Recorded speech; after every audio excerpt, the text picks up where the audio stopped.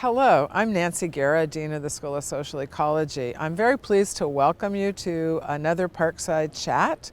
The purpose of our Parkside Chats is to bring faculty expertise to bear on some of the challenges posed by COVID-19, and we learn about some of the impacts that we might not have thought about it, as well as some strategies for helping us as we go forward do a better job, cope better with our responses. And so we're so fortunate today to have with us Professor Richard Matthew, who is an Associate Dean for Research and International Programs in our school, as well as the Director of the Blum Center for Poverty Alleviation, and many other things that would take too much time to mention. He's a very accomplished person, and Richard does a lot of international work and a lot of work in the compassion space. And today we wanted to talk about compassion fatigue. But to really talk about compassion fatigue, we have to talk a little bit about compassion in general and how it's being realized right now in people's response to some of the challenges of COVID-19. What do we think will happen in the future? What are some of the ways that we are seeing compassion fatigue? And what can we do to reduce compassion fatigue so that we all respond in a caring and compassionate way that embraces our common humanity. So, Richard, maybe you can start by telling us a little bit about, in your world, in the international community, in the refugee camps you work in, globally, what are we seeing with COVID-19? Are we realizing yet the full impact? Are we seeing increased compassion? Because my fear is because it's so widespread, it's not like an earthquake in Haiti, everybody mobilizes to go to Haiti.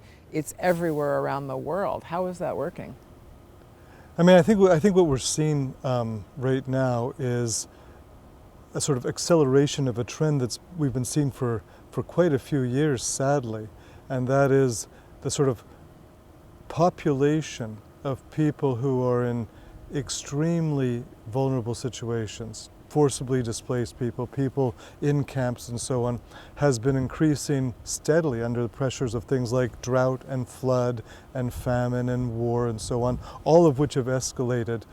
So you have a large number of people who are extremely vulnerable, and they have been under-supported for at least 10 or 20 years. So you have a very fragile community, and I think there's and in those communities, they tend to be very, very densely organized, and they tend to have problems with water and sanitation. So you've got a lot of people, they're vulnerable, they're in conditions that are close, without adequate sanitation. I think there's a real concern that COVID-19 could take off in these environments. It hasn't happened yet, but I think there's a tremendous concern that it is likely to happen in camps, informal camps, formal camps, peri-urban areas, all the places where the most insecure and fragile people are living. And I think that the general sentiment is there is an enormous gap in our capacity and our willingness to build capacity to respond to those needs. So people, I think, right now are anxious and very worried about what might play out in the next year.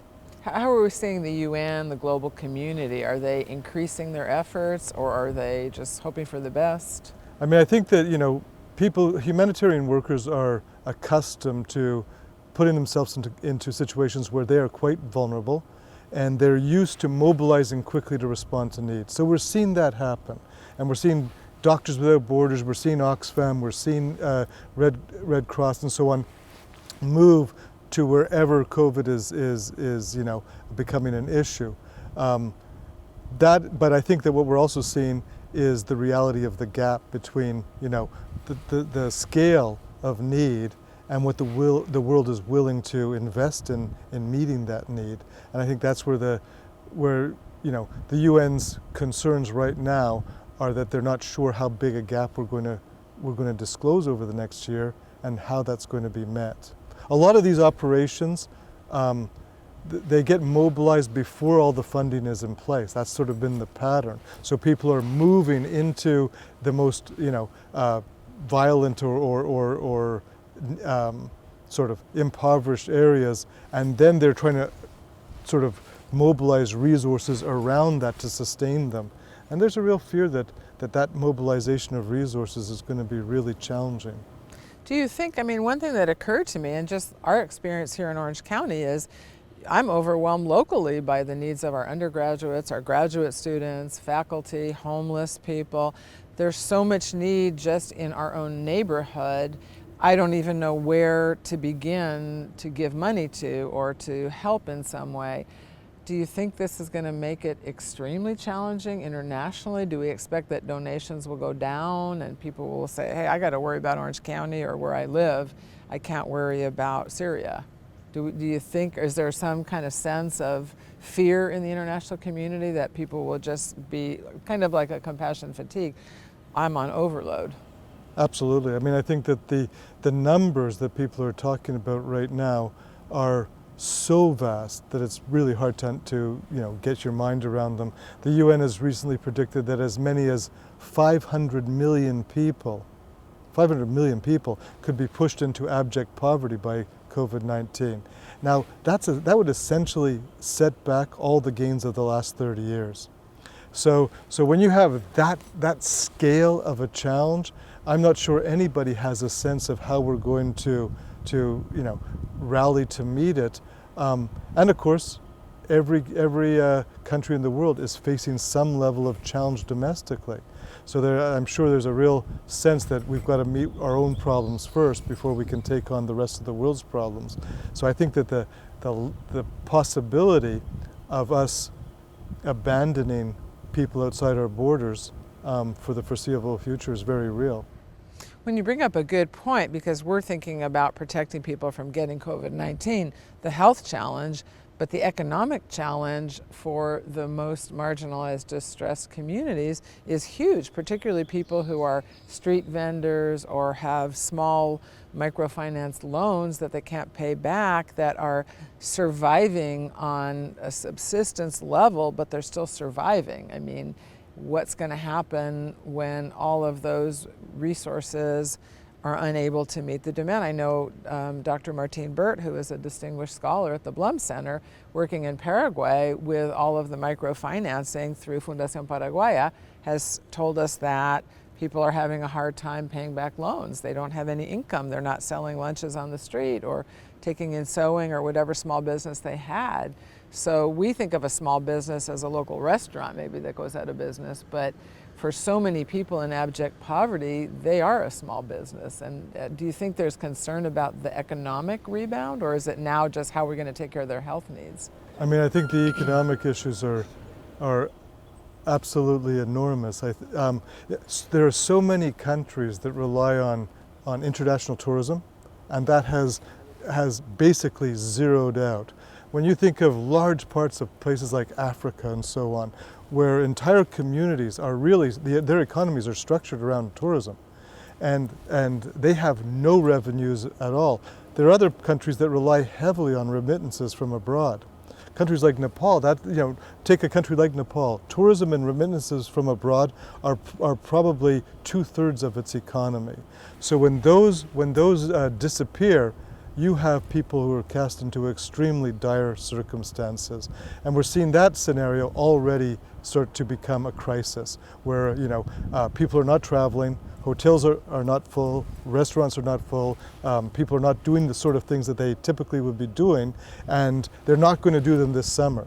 So, and a lot of people have no idea when that's going to be restored.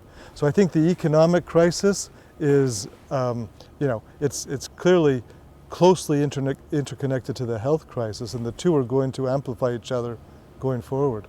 But that's a good point. I mean, possibly one way to show compassion, and possibly less likely to cause compassion fatigue where I'm overwhelmed, there's so much need, would be to kind of start to travel again as soon as you feel safe. I mean, obviously with procedures in place that you're not going to be at risk, but it's kind of like when we were doing takeout from restaurants. Well, you could say, well, there's a slight risk because people are touching the takeout, but you also want to support businesses. So possibly a way for people to support and show compassion is to help be part of the economic rebound by actually traveling and buying products and going to local business again.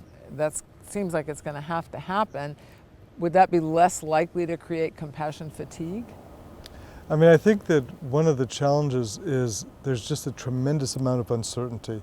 People are not sure under what conditions will it be safe for me to travel or go to a restaurant. And as long as there's a lot of uncertainty, we're probably going to see a significant number of people choose to wait and see, especially given the global discussion of a second wave. So as long as people are not sure and they're worried that there could be an even deadlier second wave, I think it's going to be hard for them to make those commitments. Clearly, investing in those sectors of our economy where people are incredibly dependent makes a lot of sense. So we should look for ways to do that at home and abroad. And in the US, we have 78% of the population living paycheck to paycheck. So if you miss one or two paychecks, you're already in a downward spiral that's dangerous.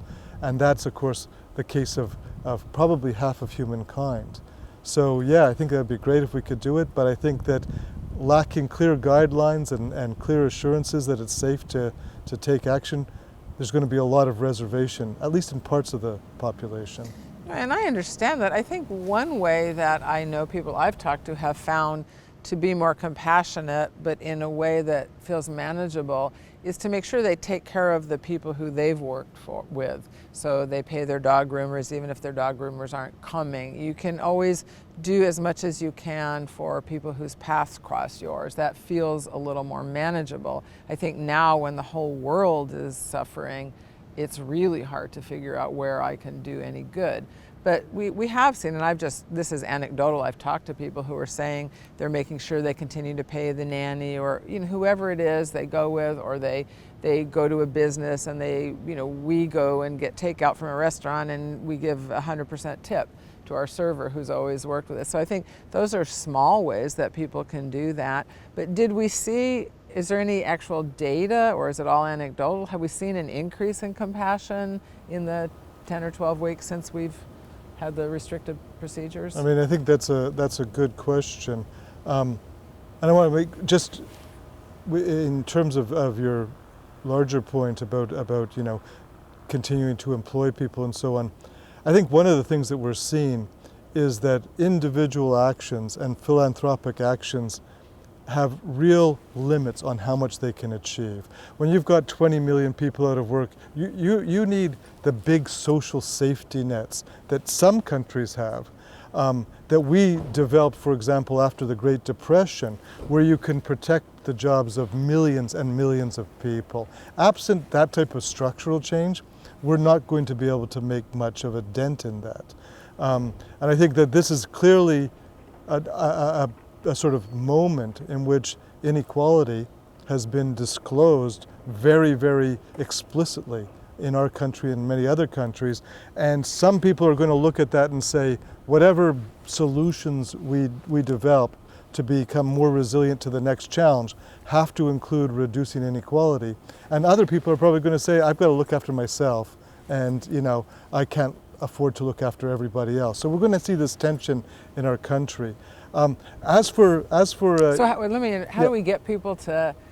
Of course, we all have to look after ourselves, and part of compassion is self-compassion. You have to take care of your own needs, but how do we get people to be more sensitized to the needs of others and to the needs of our common humanity? And that seems to be always a challenge, but now it's particularly salient and it's particularly present, that we see and hear daily. So if that doesn't sensitize people to other people's needs, what will?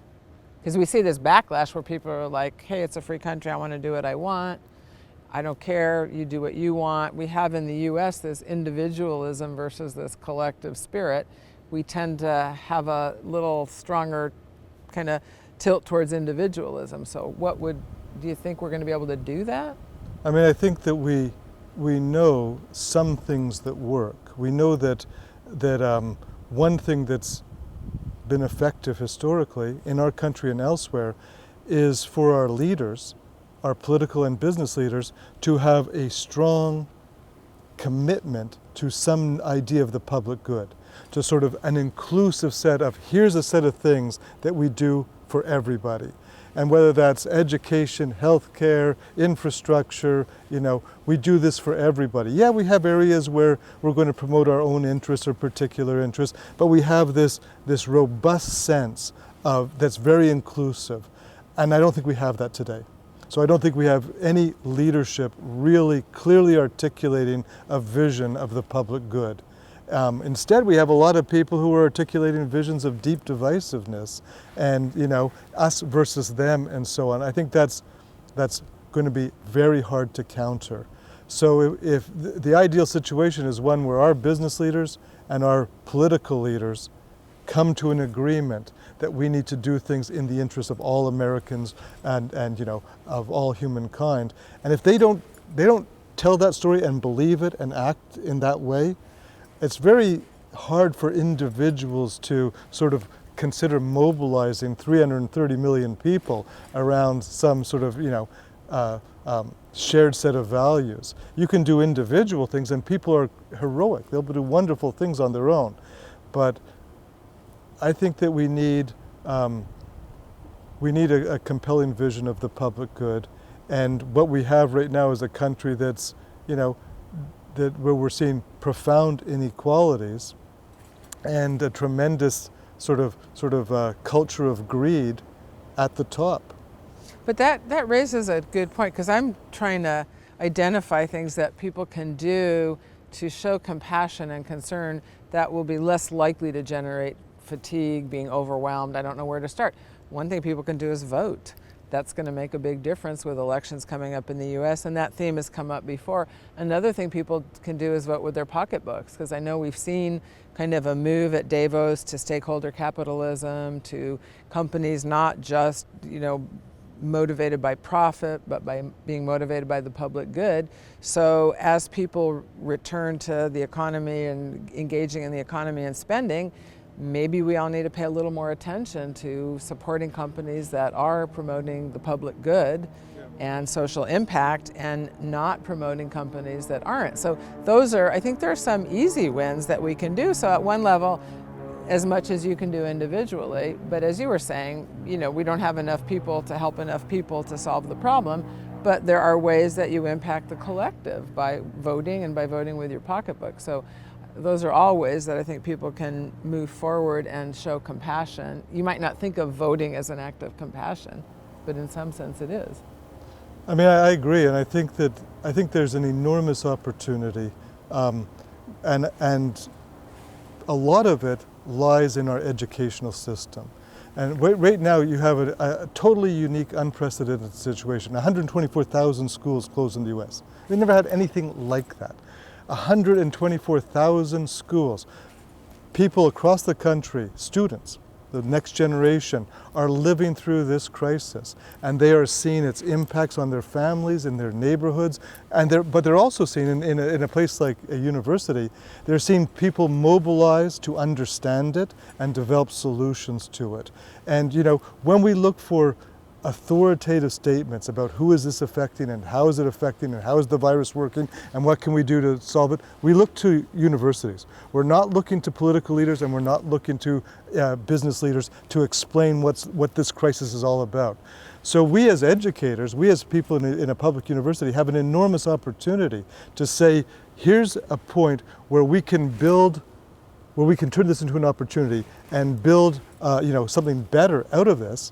Or we can fail to seize that. But I think that we have a big role as researchers and educators to help people understand what happened, why it happened, what the consequences are, and how it can be solved.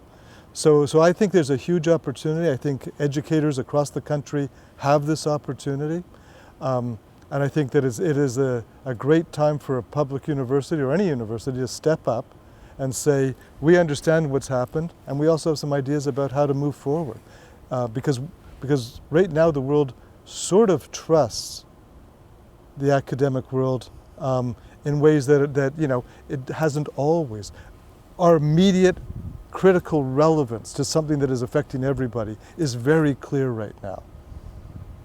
Well, that brings us kind of back to the topic of compassion fatigue, because it feels like we've just been dealing with all of the stress and all of the adjustments, And a lot of people are just exhausted, but in some way you're saying, but now we really have to kick it up and mobilize and make sure that universities and businesses and economies respond in a positive way so we don't let this opportunity in some ways slip. So how are people going to sustain their energy to do that? I know just as a dean, I'm pretty exhausted just trying to manage all these rapid shifts. It feels like a sprint that you didn't train for. You know, and you're just like, I need a rest, but now we need to gear up for the long distance run. Yep. And are we going to be able to sustain energy, or are people just going to have kind of compassion fatigue and say, hey, I want to go eat out and I want to go to the beach and do my thing and I'm done caring about other people? How do we prevent? That's a great question. The healthcare workers who are on the front lines and not just helping others, but risking their lives and health daily. So how are we going to prevent that? I mean, I think that one thing that we need to make sure we're all doing is recognizing that the people who are dealing with these are either in the front lines, healthcare workers, these sorts of people, and this is the same in any humanitarian situation. To function and to sort of stay fresh and to be able to continue to do this, they need to feel part of a team that supports them, that they're not on their own. They need to know that somebody has their back. And it doesn't really matter whether you're a Marine out there, you know, in some uncharted territory, or you're a humanitarian worker in a refugee camp, or you're a refugee looking for you know, assistance. The idea that somebody out there has your back, that somebody's looking after your interests, that somebody's saying time to take a break, that somebody's making a small gesture is hugely valuable to people. So I think the more we can let those people who are in the front lines today, either suffering or trying to reduce suffering, know that they're not alone, that people care about them, that people admire them, that people are looking for ways to support them, the better it is and the easier it is for them to work. So we all have a job. We have a job to remember that nobody does things alone. People do things as part of teams and communities. That's how we succeed. And those teams and communities help each other, but they also need to know that the rest of the world cares about what they're doing and believes in what they're doing and admires what they're doing. So I think that the more we tell their stories, the more we share their stories, the more we you know, show all the wonderful things that are coming out of this and all the acts of heroism, and the less we focus on how bleak and you know, ineffective some things have been, the better off we are. So I would you know, I think that a remedy to compassion fatigue is the community of people who understand what you're experiencing or have a sense of what you're sacrificing and rally to let you know that you're not alone in this. That's fabulous advice. I think something else I wanted to ask you about is, because I know we've seen this here on campus, initially this was kind of a short term, you know, it went from 0 to 100 in 3 seconds, but it seems like we're really going to need to gear up for the longer term. And is that important for people who are thinking, well, I can get through, you know, 10 more weeks, but I'm done?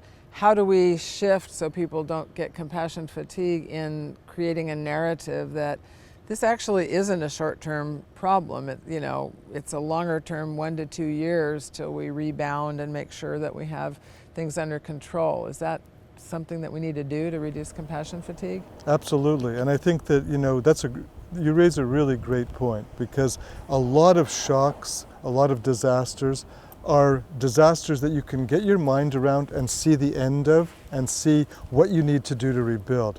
This is sort of like an individual having a stroke and suddenly being aware of their own vulnerability and realizing that they may have a lifelong challenge ahead of them. And a lot then sort of depends on how you choose to frame it.